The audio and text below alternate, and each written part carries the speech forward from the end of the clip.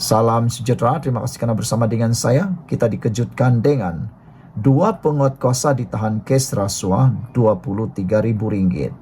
Tahniah diucapkan kepada SPRM kerana tindakan luar biasa pada waktu kebelakangan ini. Tiada lagi yang terkecuali, tiada lagi yang terlepas. Bahkan yang menggembirakan kita ialah bukan lagi ikan-ikan bilis yang kini diserang, ditahan, disiasat, tetapi jerung-jerung besar, ikan-ikan paus yang telah gemuk, telah buncit kerana rasuah, kini mula ditangkap, ditahan, disiasat oleh SPRM. Kita ingin ucapkan tahniah kepada usaha luar biasa, khususnya Perdana Menteri Anwar Ibrahim, kerana sanggup berperang dengan rasuah. Beliau berjanji akan memerangi rasuah sehabis mungkin. Hari ini kita digemparkan apabila berlaku di Kota Bahru, dua pegawai penguatkuasa sebuah badan beruniform direman 4 hari. Bermula hari ini bagi membantu siasatan kes meminta dan menerima rasuah lebih RM23,000. Perintah reman terhadap mereka dikeluarkan Magistrate Ahmad Syafiq Aizat di Mahkamah Magistrate Kota Bahru di sini. Menurut sumber, kedua-dua pegawai penguatkuasa masing-masing berusia 43 tahun dan 29 tahun itu ditahan secara berasingan. D. Pejabat mereka di Pengkalan Cepa malam tadi. Suspek pertama disyaki meminta dan menerima RM13,000, manakala suspek kedua pula disyaki menerima RM10,000 bersabit satu kes berkaitan dadah. Wang itu sebagai dorongan untuk tidak menuduh pesalah mengikut Seksyen 39 dalam kurungan C Akta Dadah Berbahaya 1952. Sebaliknya hanya mengikut kesalahan, saringan air kencing dan alat digunakan untuk mengambil dadah. Sementara itu, pengarah SPRM Kelantan, Rosli Hussein, ketika dihubungi mengesahkan penahanan kedua-dua suspek berkaitan siasatan masih berjalan. Mengikut Seksyen 17 dalam kurungan E Akta Suruhanjaya Pencegahan Rasuah Malaysia SPRM 2009. Saudara-saudara sekalian, ini juga adalah laporan yang paling mengejutkan kita yang pernah berlaku pada 8 Januari tahun 2024. Apabila seorang penolong pegawai takbir direman oleh SPRM kerana kes rasuah RM5,000. Seorang penolong takbir, pegawai takbir direman selama 6 hari bermula hari ini kerana disyaki meminta dan menerima rasuah RM5,000 bagi membatalkan kompaun dikeluarkan sebuah agensi penguatkuasa di Kedah pada tahun 2022. Perintah reman hingga 13 Januari depan itu dikeluarkan Magistrate Muhammad Zul Hilmi Latif selepas menerima permohonan SPRM di Mahkamah Magistrate Alor Setar. Menurut sumber, suspek lelaki berusia 30-an itu ditahan pada jam 5.20 petang semalam ketika hadir bagi dirakam keterangan di pejabat SPRM Kedah. Berdasarkan siasatan dijalankan, suspek dipercayai meminta dan menerima wang rasuah bernilai RM5,000 daripada sebuah syarikat pada tahun 2022. Wang berkenaan dipercayai sebagai balasan bagi membatalkan kompaun yang dikeluarkan sebuah agensi penguatkuasa terhadap syarikat berkenaan atas kesalahan ketiadaan perakuan pematuhan standard PPS untuk bahan binaan, katanya dalam satu kenyataan hari ini. Sekian untuk kali ini. Jangan lupa tinggalkan komen anda, tekan butang subscribe, ikuti terus ulasan selepas ini. Salam sejahtera, terima kasih kerana bersama dengan saya di Nazilin Unity Channel. Ini satu tindakan paling luar biasa yang tak kita jangka langsung sanggup dilakukan oleh Azmin Ali. Sehingga kan ada netizen kata, kalaulah Azmin Ali jadi Perdana Menteri, inikah yang akan berlaku? Adakah ini teladan yang baik, kata mereka. Ini apabila laporan mengatakan Azmin Ali ingkar panggilan polis untuk beri keterangan. Ramai netizen kata, adakah ini akan jadi duluan, teladan contoh kepada ramai orang selepas ini, kata mereka. Kalau seorang ahli politik boleh ingkar panggilan polis untuk beri keterangan, netizen mula mempersoal, adakah ramai lagi yang akan menyusul mengikuti jejak langkah Azmin Ali ini sebagai teladan, kata mereka. Karena ini alasannya Azmin Ali ingkar panggilan polis untuk beri keterangan.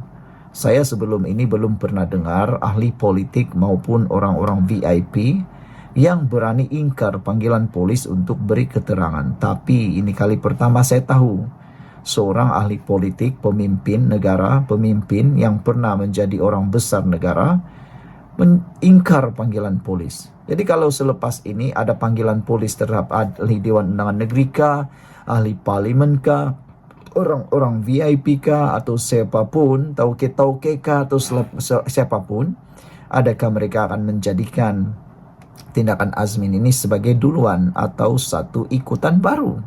Inilah yang menakutkan netizen, inilah yang menakutkan ramai orang. Tapi ini alasannya, Azmin Ali ingkar panggilan polis untuk beri keterangan. Kata beliau, setakat ini tidak akan ke balai polis. Itu kenyataan terkini Azmin Ali. Sewajarnya arahan tersebut digantung sehingga mahkamah selesai prosiding. Kita harus menghormati proses perundangan dalam negara kita, kata Azmin Ali pada sidang media di Ibu Pejabat PN di Kuala Lumpur hari ini. Azmin berkata demikian bagi menjawab soalan pemberita selepas memberitahu dia telah dipanggil polis mengikut Seksyen 111 Kanun Tata Cara Jenayah pada 7 Mei untuk direkodkan kenyataannya di Ibu Pejabat Polis Daerah Shah Alam esok. Meskipun dipanggil polis untuk memberi kenyataan, namun Ketua Pembangkang Selangor Muhammad Azmin Ali menegaskan dia enggan hadir ke balai polis. Sehingga ramai netizen mula tertanya-tanya, adakah Azmin akan menerima waran tangkap? Adakah Azmin akan diheret dengan waran tangkap untuk memberikan keterangan? Itu pun menjadi persoalan daripada netizen. Maklumlah ramai netizen ini yang tidak tahu undang-undang secara lebih mendalam. Sebaliknya, Azmin Ali, pemimpin PN ini, mencabar tindakan polis memanggilnya untuk memberi keterangan mengenai ucapan yang dibuatnya ketika sidang Dewan Undangan Negeri Selangor pada Mac.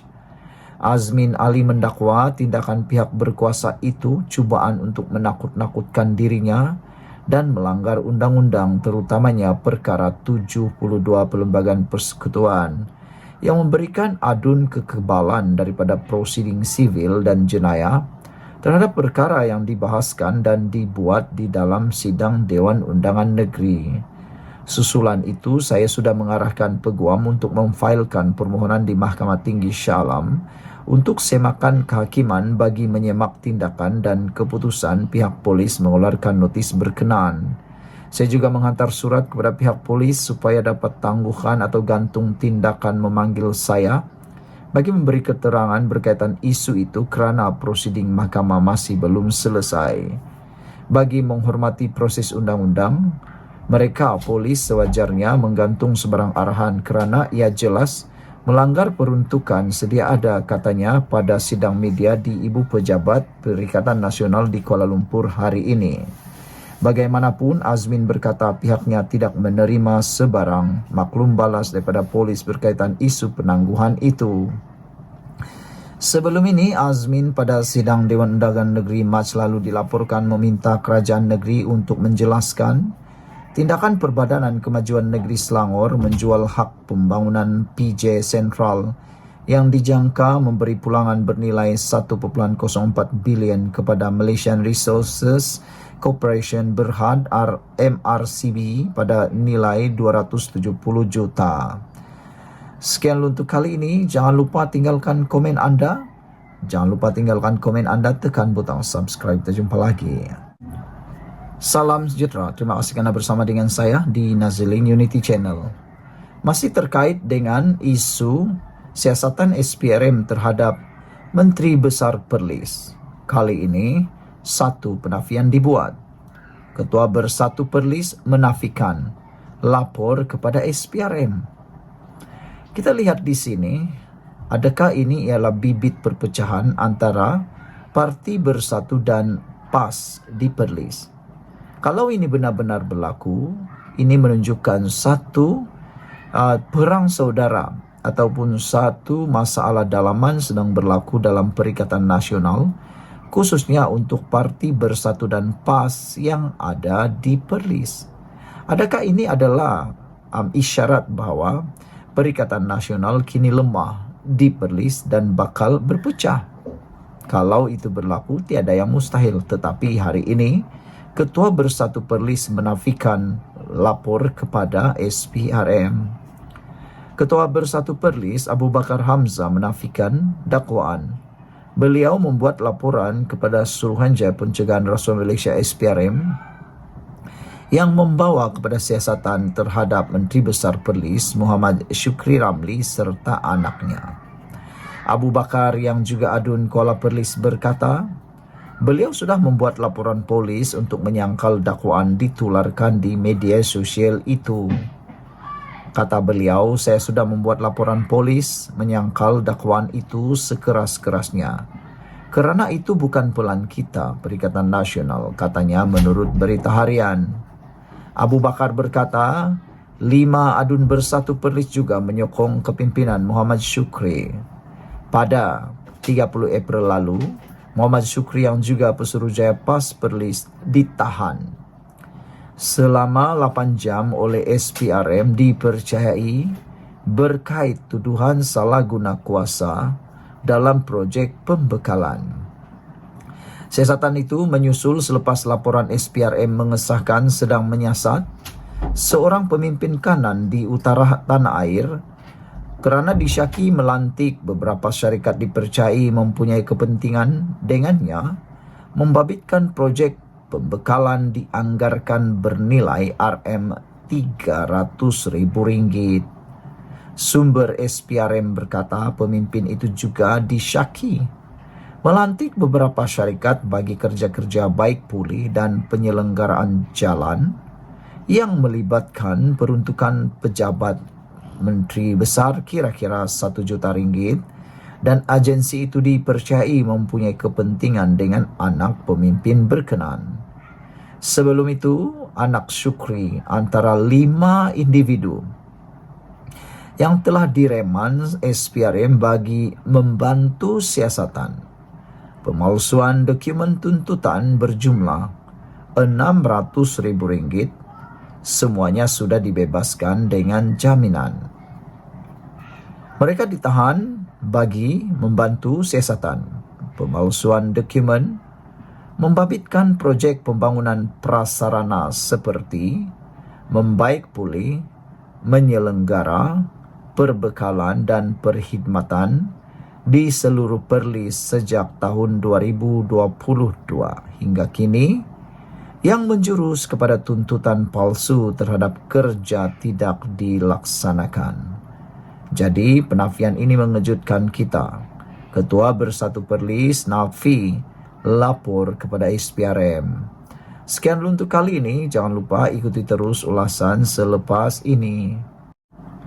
Salam sejahtera. Terima kasih kerana menonton channel Nazilin Unity.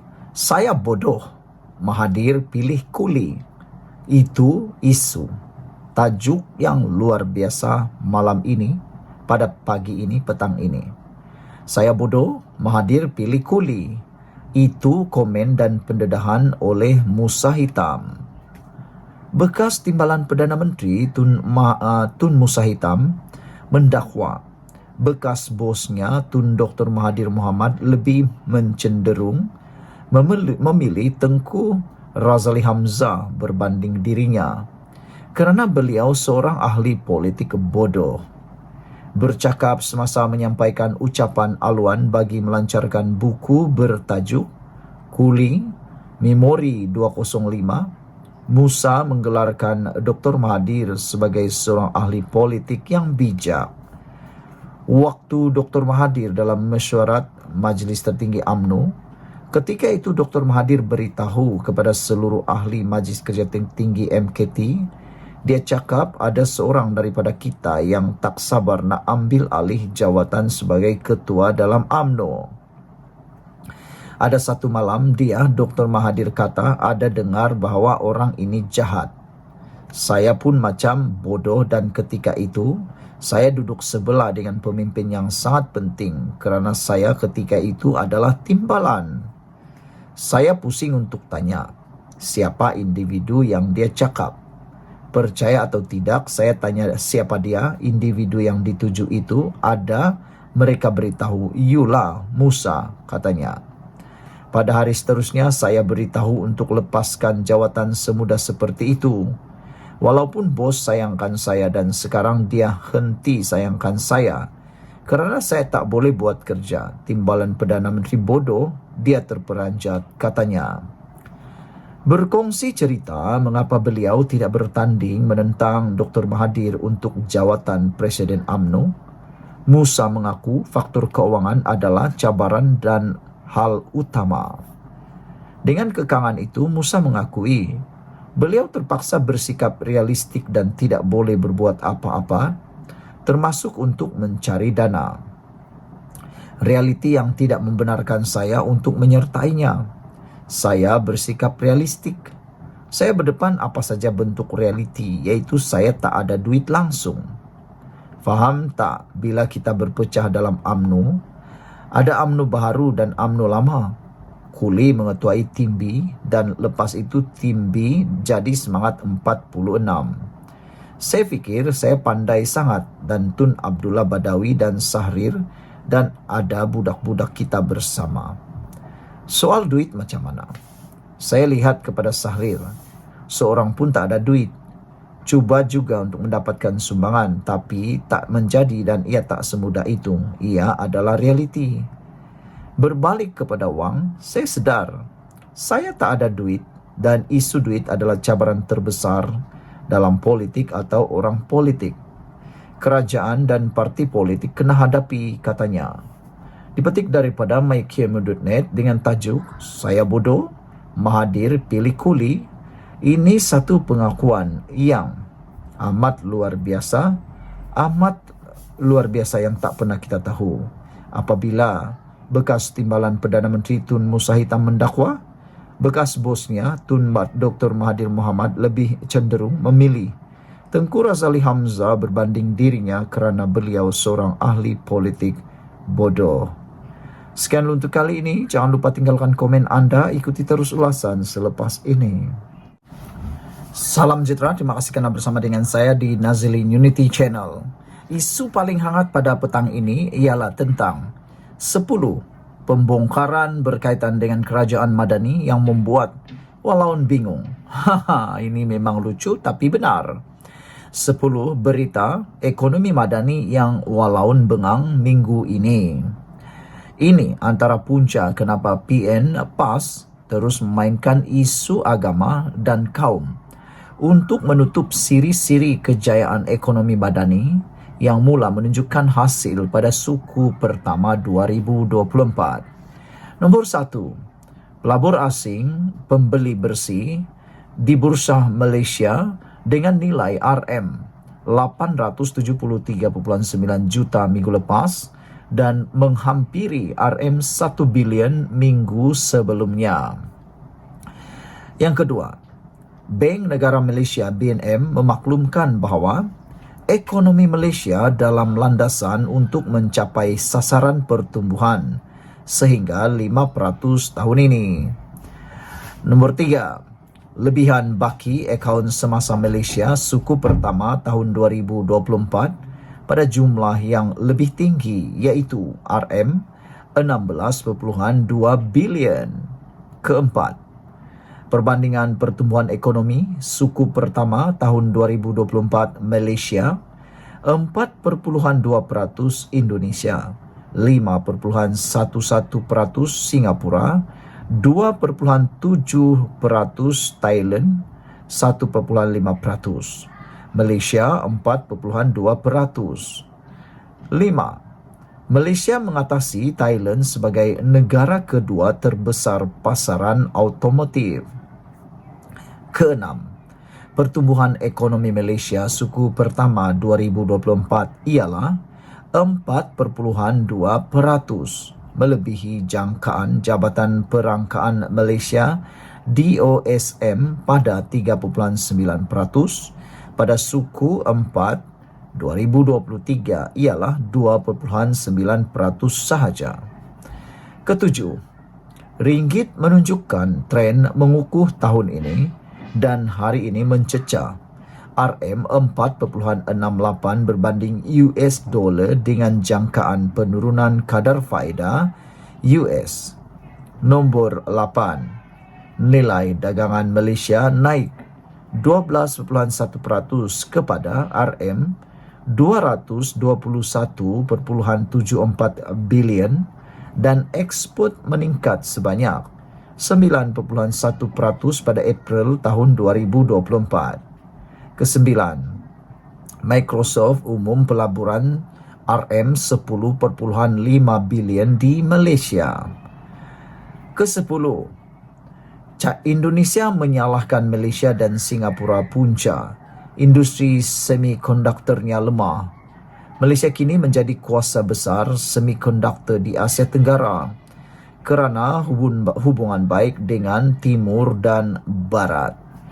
Saudara-saudara sekalian, 10 perkara ekonomi ini, berita ekonomi ini membuat Walaun bengang minggu ini dan tidak mempunyai modal lagi untuk memainkan isu-isu ekonomi pembangunan berkait dengan kerajaan Madani yang sibuk tentang isu murahan yang tidak lagi dilayan oleh rakyat, kata netizen. Oleh Ahmad Mursi, ini antara punca kenapa PN PAS terus memainkan isu agama dan kaum untuk menutup siri-siri kejayaan ekonomi Madani yang mula menunjukkan hasil pada suku pertama tahun 2024. Sekian untuk kali ini. Ikuti terus ulasan selepas ini. Jangan lupa tinggalkan komen anda, tekan butang subscribe dan kita jumpa lagi.